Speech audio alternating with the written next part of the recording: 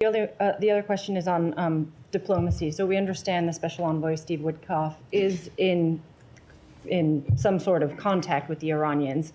How would you encourage us to think about that contact? Is that a prelude to negotiations? What's the nature of that of his engagement with the Iranians? Well, I wouldn't characterize it at all, except there are things that we know, which is that there had been negotiations, that we had gotten Iran to the table. We'd been having those conversations, led by Special Envoy Steve Woodoff.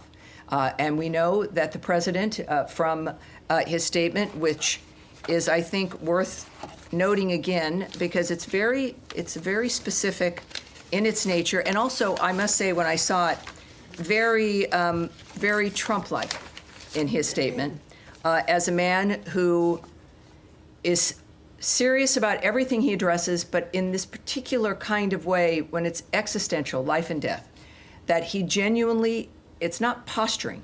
He wants to have it be solved diplomatically. He knows it can be. He knows, based on what he's accomplished already in the past, and the nature of human beings, which in business you learn a lot about as well, but certainly in his governmental experience and as a leader. Again, he said, directly from the president, quote, based on the fact that there is a substantial chance of negotiations that may or may not take place with Iran in the near future, I will make my decision whether or not to go within the next 2 weeks.